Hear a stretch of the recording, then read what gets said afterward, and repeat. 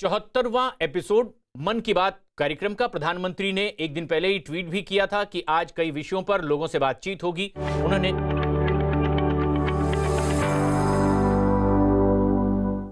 मेरे प्यारे देशवासियों, नमस्कार। कल माघ पूर्णिमा का पर्व था।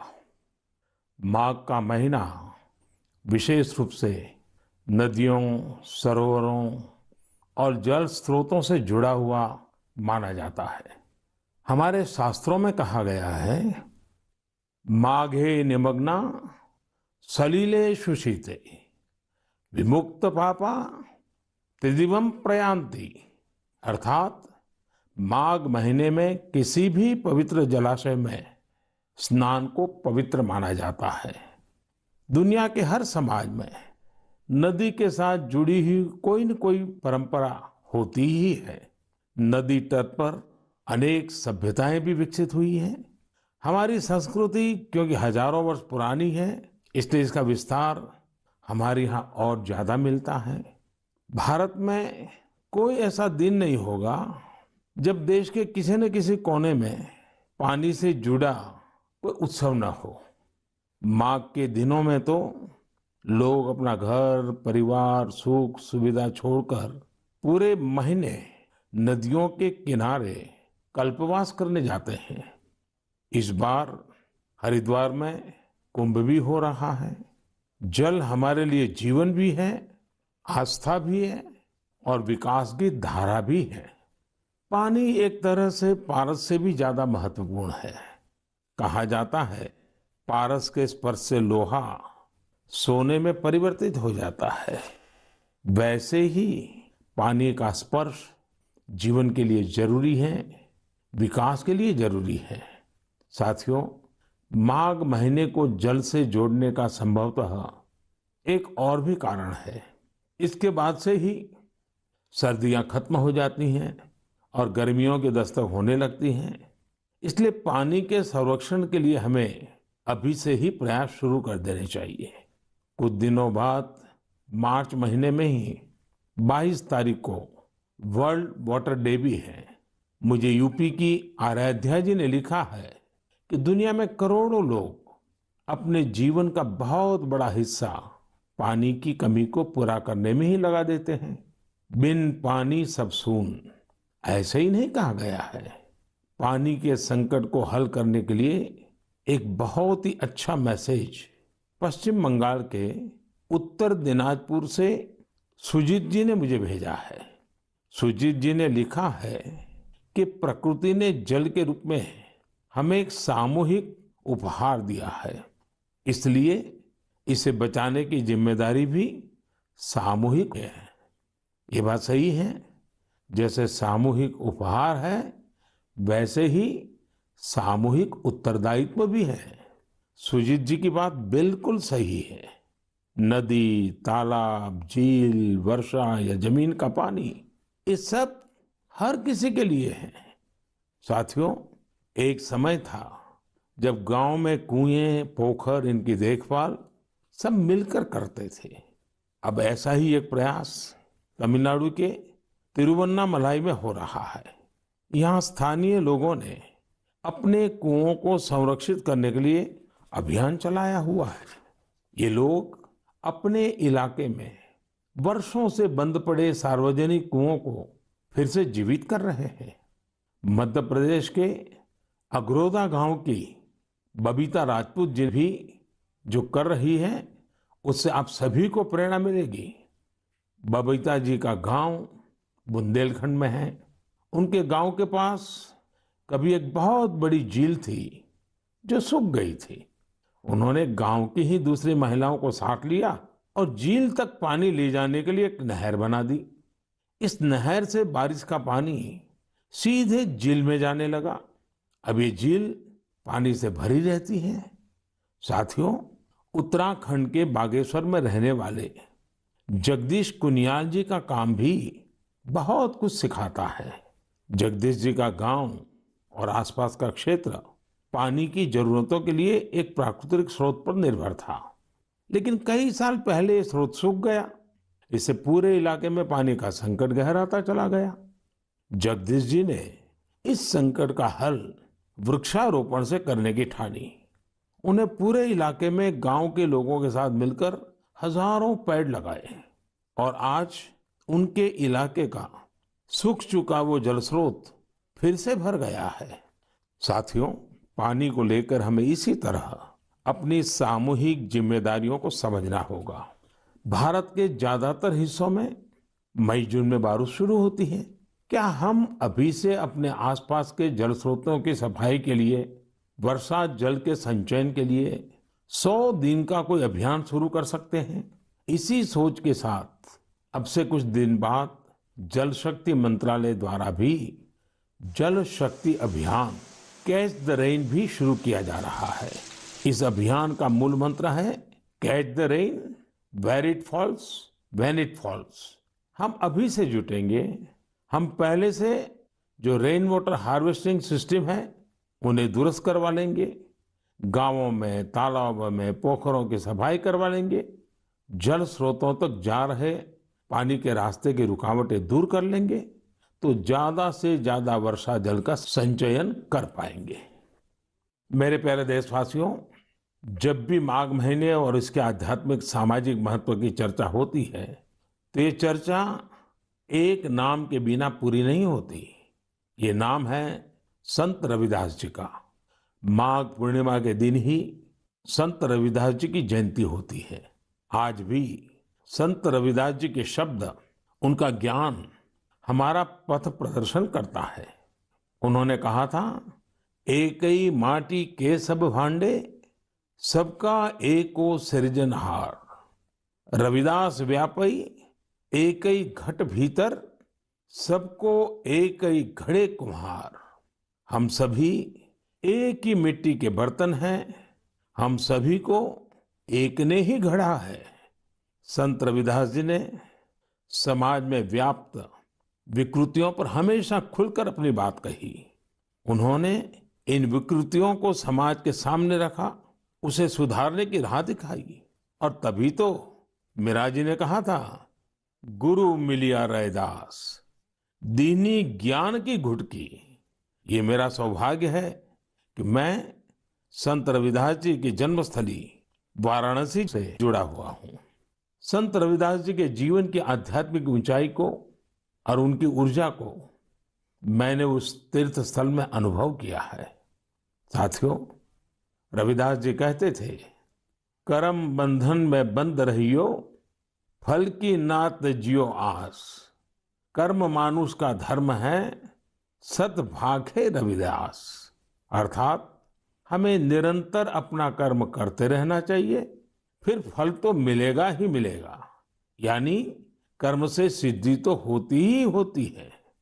हमारे युवाओं को एक और बात संत रविदास जी से जरूर सीखनी चाहिए। युवाओं को कोई भी काम करने के लिए खुद को पुराने तौर तरीकों में बांधना नहीं चाहिए। आप अपने जीवन को खुद ही तय करिए, अपने तौर तरीके भी खुद बनाइए और अपने लक्ष्य भी खुद ही तय करिए।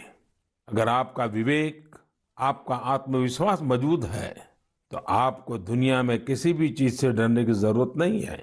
मैं ऐसा इसलिए कहता हूं क्योंकि कई बार हमारे युवा एक चली आ रही सोच के दबाव में वो काम नहीं कर पाते जो करना वाकई उन्हें पसंद होता है। इसलिए आपको कभी भी नया सोचने, नया करने में संकोच नहीं करना चाहिए। इसी तरह संत रविदास जी ने एक और महत्वपूर्ण संदेश दिया है। ये संदेश है अपने पैरों पर खड़ा होना। हम अपने सपनों के लिए किसी दूसरे पर निर्भर रहें, ये बिल्कुल ठीक नहीं है। जो जैसा है वैसा चलता रहे। रविदास जी कभी भी इसके पक्ष में नहीं थे और आज हम देखते हैं कि देश का युवा भी इस सोच के पक्ष में बिल्कुल नहीं है। आज जब मैं देश के युवाओं में इनोवेटिव स्पिरिट देखता हूं तो मुझे लगता है कि हमारे युवाओं पर संत रविदास जी को जरूर गर्व होता। मेरे प्यारे देशवासियों, आज नेशनल साइंस डे भी है। आज का दिन भारत के महान वैज्ञानिक डॉक्टर सीवी रमन जी द्वारा की गई रमन इफेक्ट खोज को समर्पित है। केरल से योगेश्वरन जी ने नमो ऐप पर लिखा है कि रमन इफेक्ट की खोज ने पूरी विज्ञान की दिशा को बदल दिया था। इससे जुड़ा हुआ एक बहुत अच्छा संदेश मुझे नासिक के स्नेहिल जी ने भी भेजा है। स्नेहिल जी ने लिखा है कि हमारे देश के अनगिनत वैज्ञानिक हैं जिनके योगदान के बिना साइंस इतनी प्रगति नहीं कर सकती थी।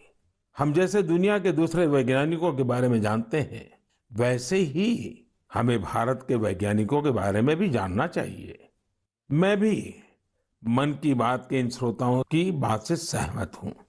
मैं जरूर चाहूंगा कि हमारे युवा भारत के वैज्ञानिक इतिहास को, हमारे वैज्ञानिकों को जाने, समझे और खूब पढ़ें। साथियों, जब हम साइंस की बात करते हैं तो कई बार इसे लोग फिजिक्स, केमिस्ट्री या फिर लैब्स तक ही सीमित कर देते हैं, लेकिन साइंस का विस्तार तो इससे कहीं ज्यादा है। और आत्मनिर्भर भारत अभियान में साइंस की शक्ति का बहुत योगदान भी है। हमें साइंस को लैब टू लैंड के मंत्र के साथ आगे बढ़ाना होगा। उदाहरण के तौर पर हैदराबाद के चिंतला वेंकट रेड्डी जी हैं।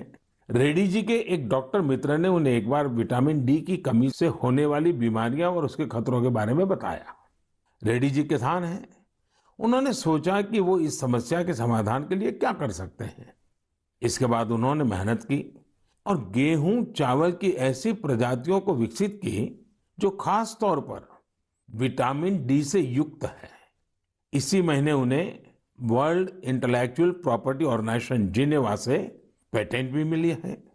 ये हमारी सरकार का सौभाग्य है कि वेंकट रेड्डी जी को पिछले साल पद्मश्री से भी सम्मानित किया था। ऐसे ही बहुत इनोवेटिव तरीके से लद्दाख के उर्गेन फुत्सौग भी काम कर रहे हैं। उर्गेन जी इतनी ऊंचाई पर ऑर्गेनिक तरीके से खेती करके करीब 20 फसलें उगा रहे हैं, वो भी साइक्लिक तरीके से। यानी वो एक फसल के वेस्ट को दूसरी फसल में खाद के तौर पर इस्तेमाल कर लेते हैं। है ना कमाल की बात। इसी तरह गुजरात के पाटन जिले में कामराज भाई चौधरी ने घर में ही सहजन के अच्छे बीज विकसित किए हैं। सहजन को कुछ लोग सरगवा बोलते हैं, इसे मोरिंगा या ड्रमस्टिक भी कहा जाता है। अच्छे बीजों की मदद से जो सहजन पैदा होता है उसकी क्वालिटी भी अच्छी होती है। अपनी उपज को वो अब तमिलनाडु और पश्चिम बंगाल भेजकर अपनी आय भी बढ़ा रहे हैं। साथियों, आजकल चिया सीड्स का नाम आप लोग बहुत सुनते होंगे। हेल्थ अवेयरनेस से जुड़े लोग इसे काफी महत्व देते हैं और दुनिया में इसकी बड़ी मांग भी है। भारत में इसे ज्यादातर बाहर से मंगाते हैं, लेकिन अब चिया सीड्स में आत्मनिर्भरता का बीड़ा भी लोग उठा रहे हैं। ऐसे ही यूपी के बाराबंकी में हरिश्चंद्र जी ने चिया सीड्स की खेती शुरू की है। चिया सीड्स की खेती उनकी आय भी बढ़ाएगी और आत्मनिर्भर भारत अभियान में मदद भी करेगी।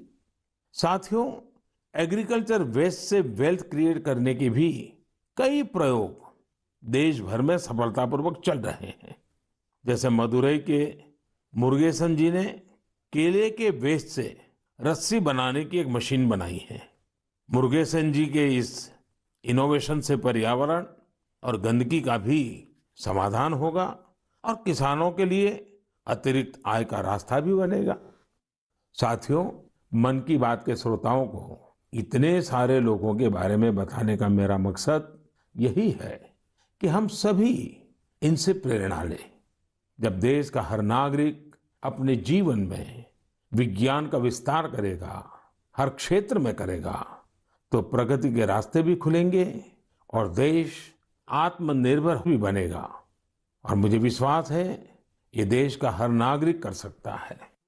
मेरे प्यारे साथियों, कोलकाता के रंजन जी ने अपने पत्र में बहुत ही दिलचस्प और बुनियादी सवाल पूछा है और साथ ही बेहतरीन तरीके से उसका जवाब भी देने की कोशिश की है।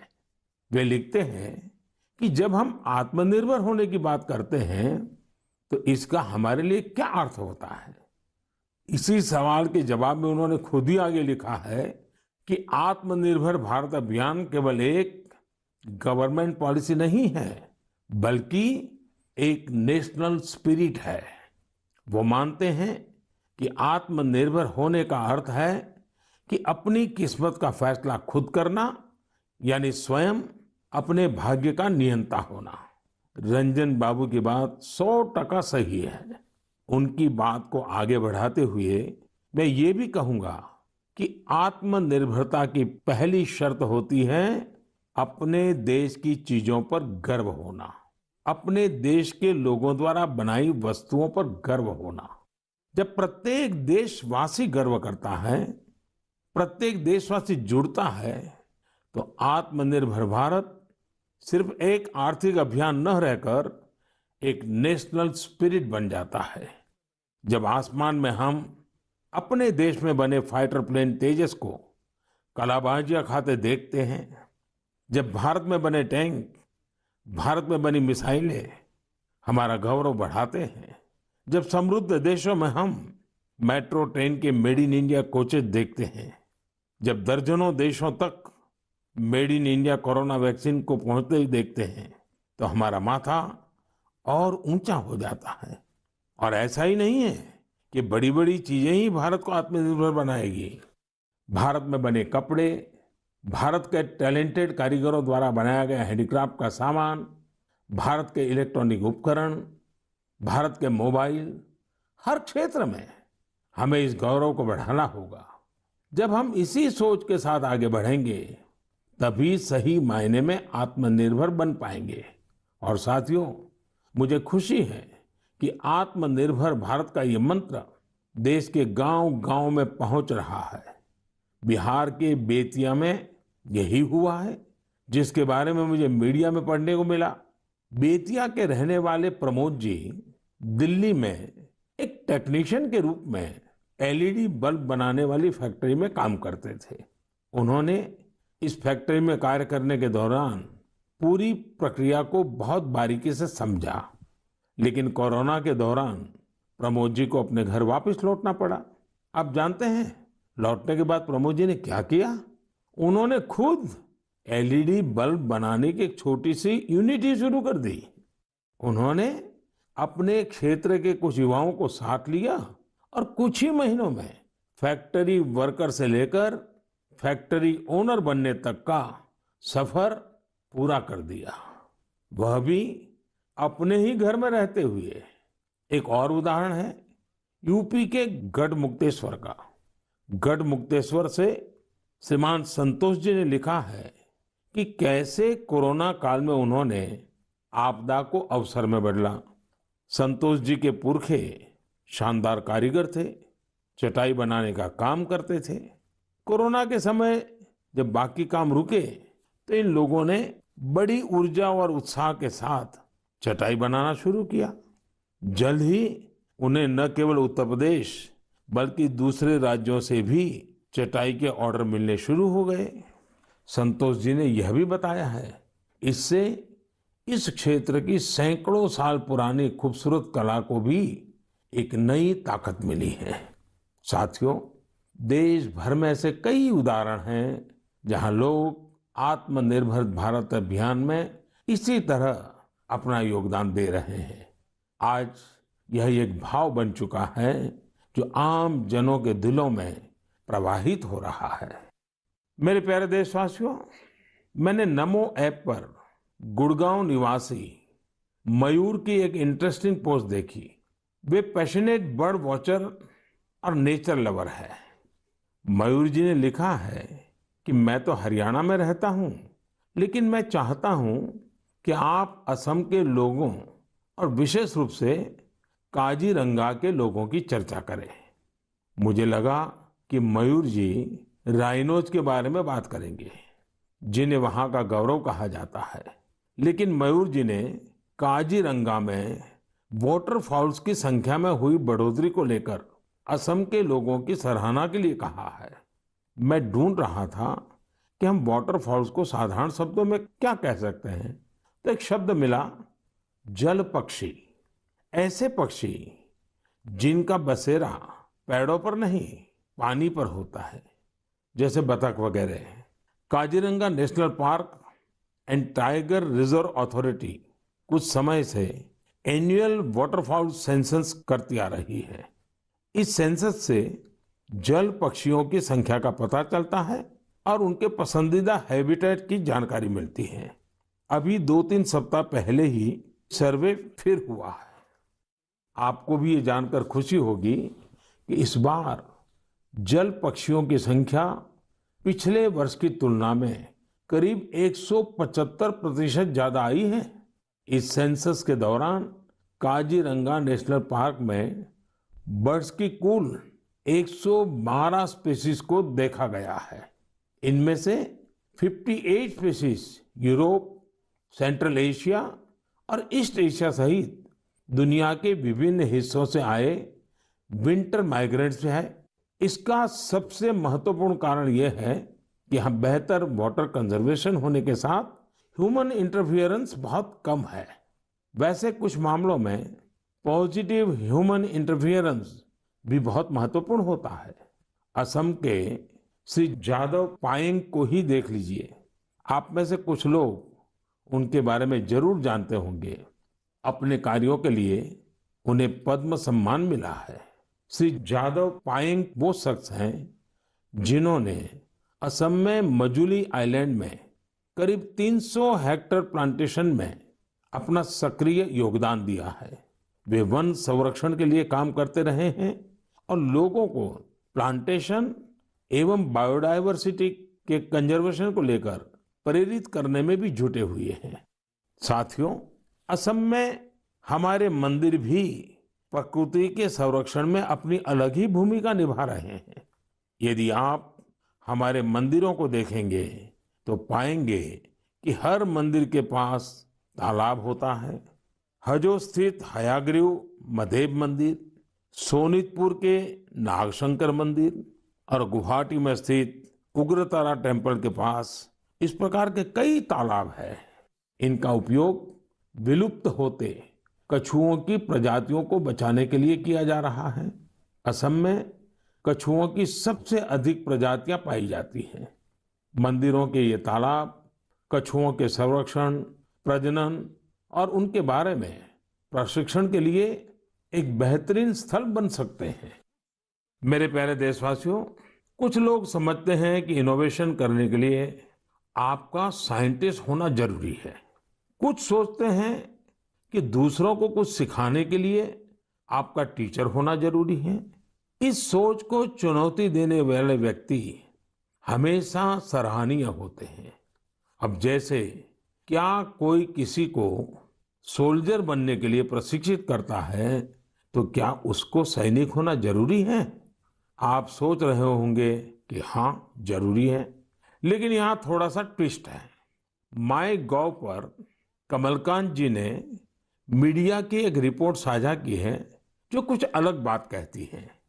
ओडिशा में अराखुड़ा में एक सज्जन है नायक सर। वैसे तो इनका नाम सिलू नायक है, पर सब उन्हें नायक सर ही बुलाते हैं। दरअसल वे मैन ऑन अ मिशन है। वह उन युवाओं को मुफ्त में प्रशिक्षित करते हैं जो सेना में शामिल होना चाहते हैं। नायक सर के ऑर्गेनाइजेशन का नाम महागुरु बटालियन है। इसमें फिजिकल फिटनेस से लेकर इंटरव्यूज तक और राइटिंग से लेकर ट्रेनिंग तक इन सभी पहलुओं के बारे में बताया जाता है। आपको यह जानकर हैरानी होगी कि उन्होंने जिन लोगों को प्रशिक्षण दिया है, उन्होंने थल सेना, जल सेना, वायुसेना, सीआरपीएफ, बीएसएफ ऐसे यूनिफॉर्म फोर्सेस में अपनी जगह बनाई है। वैसे आप ये जानकर भी आश्चर्य से भर जाएंगे कि सिलू नायक जी ने खुद उड़ीसा पुलिस में भर्ती होने के लिए प्रयास किया था, लेकिन वो सफल नहीं हो पाए। इसके बावजूद उन्होंने अपने प्रशिक्षण के दम पर अनेक युवाओं को राष्ट्र सेवा के योग्य बनाया है। आइए हम सब मिलकर नायक सर को शुभकामना दें कि वह हमारे देश के लिए और अधिक नायकों को तैयार करें। साथियों, कभी-कभी बहुत छोटा और साधारण सा सवाल भी मन को झकझोर जाता है। ये सवाल लंबे नहीं होते हैं, बहुत सिंपल होते हैं, फिर भी वे हमें सोचने पर मजबूर कर देते हैं। कुछ दिन पहले हैदराबाद की अपर्णा रेड्डी जी ने मुझसे ऐसा ही एक सवाल पूछा।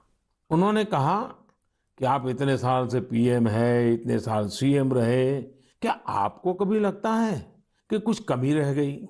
अपर्णा जी का सवाल बहुत सहज है, लेकिन उतना ही मुश्किल भी। मैंने इस सवाल पर विचार किया और खुद से कहा, मेरी एक कमी ये रही कि मैं दुनिया की सबसे प्राचीन भाषा तमिल सीखने के लिए बहुत प्रयास नहीं कर पाया। मैं तमिल नहीं सीख पाया। यह एक ऐसी सुंदर भाषा है जो दुनिया भर में लोकप्रिय है। बहुत से लोगों ने मुझे तमिल लिटरेचर की क्वालिटी और इसमें लिखी गई कविताओं की गहराई के बारे में बहुत कुछ बताया है। भारत ऐसी अनेक भाषाओं की स्थली है जो हमारी संस्कृति और गौरव का प्रतीक है। भाषा के बारे में बात करते हुए मैं एक छोटी सी इंटरेस्टिंग क्लिप आप सबके साथ साझा करना चाहता हूँ। भवतां सर्वेषां हार्दं हार्दं स्वागतम् अस्ति। एकता मूर्त्याः दक्षिणतः सातपुला पर्वतमाला अस्ति। एकता मूर्त्याः वामतः विन्ध्याचल पर्वतमाला अस्ति।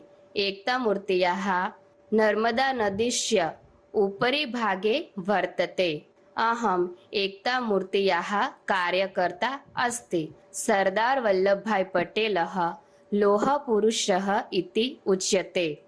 दरअसल अभी जो आप सुन रहे थे वो स्टैच्यू ऑफ यूनिटी पर एक गाइड संस्कृत में लोगों को सरदार पटेल की दुनिया की सबसे ऊंची प्रतिमा के बारे में बता रही है। आपको जानकर खुशी होगी कि केवड़िया में 15 से ज्यादा गाइड धारा प्रवाह संस्कृत में लोगों को गाइड करते हैं।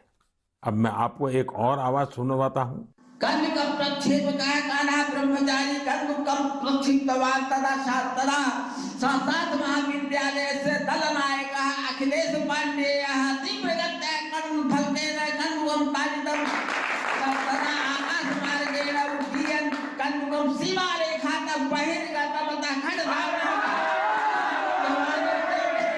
तेषां कोशे खड्गधावनां आप भी इसे सुनकर हैरान हो गए होंगे। दरअसल ये संस्कृत में की जा रही क्रिकेट कमेंट्री है। वाराणसी में संस्कृत महाविद्यालयों के बीच एक क्रिकेट टूर्नामेंट होता है। ये महाविद्यालय है शास्त्रार्थ महाविद्यालय, स्वामी वेदांती वेद विद्यापीठ, श्री ब्रह्मवेद विद्यालय और इंटरनेशनल चंद्रमौली चैरिटेबल ट्रस्ट। इस टूर्नामेंट के मैचों के दौरान कमेंट्री संस्कृत में भी की जाती है। अभी मैंने उस कमेंट्री का एक बहुत ही छोटा सा हिस्सा आपको सुनाया। यही नहीं, इस टूर्नामेंट में खिलाड़ी और कमेंटेटर पारंपरिक परिधान में नजर आते हैं। यदि आपको एनर्जी, एक्साइटमेंट, सस्पेंस सब कुछ एक साथ चाहिए तो आपको खेलों की कमेंट्री सुननी चाहिए। टीवी आने से बहुत पहले स्पोर्ट्स कमेंट्री ही वो माध्यम थी जिसके जरिए क्रिकेट और हॉकी जैसे खेलों का रोमांच देश भर के लोग महसूस करते थे। टेनिस और फुटबॉल मैचों की कमेंट्री भी बहुत अच्छी तरह से पेश की जाती है। हमने देखा है कि जिन खेलों में कमेंट्री समृद्ध है उनका प्रचार प्रसार बहुत तेजी से होता है।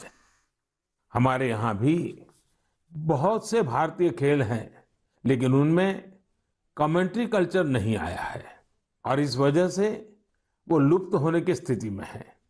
मेरे मन में एक विचार है, क्यों न अलग अलग स्पोर्ट्स और विशेषकर भारतीय खेलों की अच्छी कमेंट्री अधिक से अधिक भाषाओं में हो। हमें इसे प्रोत्साहित करने के बारे में जरूर सोचना चाहिए। मैं खेल मंत्रालय और प्राइवेट संस्थान के सहयोगियों से इस बारे में सोचने का आग्रह करूंगा। मेरे प्यारे युवा साथियों, आने वाले कुछ महीने आप सबके जीवन में विशेष महत्व रखते हैं।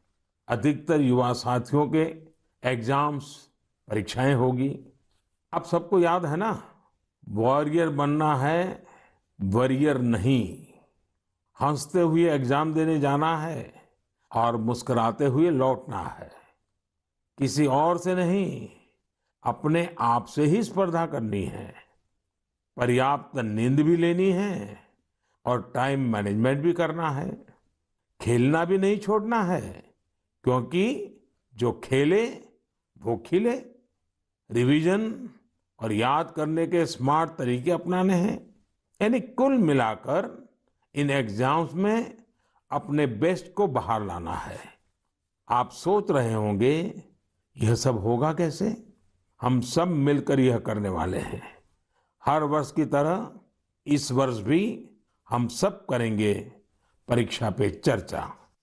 लेकिन मार्च में होने वाली परीक्षा पे चर्चा से पहले मेरी आप सभी एग्जाम वॉरियर से, पेरेंट्स से और टीचर से रिक्वेस्ट है कि अपने अनुभव, अपने टिप्स जरूर शेयर करें। आप MyGov पर शेयर कर सकते हैं, नरेंद्र मोदी ऐप पर शेयर कर सकते हैं। इस बार की परीक्षा पे चर्चा में युवाओं के साथ साथ पेरेंट्स और टीचर्स भी आमंत्रित है। कैसे पार्टिसिपेट करना है, कैसे प्राइज जीतने हैं, कैसे मेरे साथ डिस्कशन का अवसर पाना है, ये सारी जानकारियां आपको MyGov पर मिलेगी। अब तक 1 लाख से अधिक विद्यार्थी, करीब 40,000 पेरेंट्स और तकरीबन 10,000 टीचर भाग ले चुके हैं। आप भी आज ही पार्टिसिपेट कीजिए। इस कोरोना के समय में मैंने कुछ समय निकालकर एग्जाम वॉरियर बुक में भी कई नए मंत्र जोड़ दिए हैं। अब इसमें पेरेंट्स के लिए भी कुछ मंत्र ऐड किए गए हैं। इन मंत्रों से जुड़ी ढेर सारी interesting activities Narendra Modi app पर दी हुई हैं, जो आपके अंदर के एग्जाम वॉरियर को इग्नाइट करने में मदद करेगी। आप इनको जरूर ट्राई करके देखिए। सभी युवा साथियों को आने वाली परीक्षाओं के लिए बहुत बहुत शुभकामनाएं। मेरे प्यारे देशवासियों, मार्च का महीना हमारे फाइनेंशियल ईयर का आखिरी महीना भी होता है। इसलिए आप में से बहुत से लोगों के लिए काफी व्यस्तता भी रहेगी। अब जिस तरह से देश में आर्थिक गतिविधियां तेज हो रही हैं, उससे हमारे व्यापारी और उद्यमी साथियों की व्यस्तता भी बहुत बढ़ रही है। इन सारे कार्यों के बीच हमें कोरोना से सावधानी कम नहीं करनी है। आप सब स्वस्थ रहेंगे, खुश रहेंगे, कर्तव्य पथ पर डटे रहेंगे तो देश तेजी से आगे बढ़ता रहेगा। आप सभी को त्योहारों की अग्रिम शुभकामनाएं।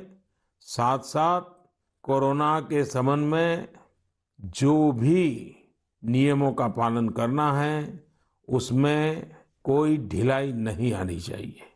बहुत बहुत धन्यवाद।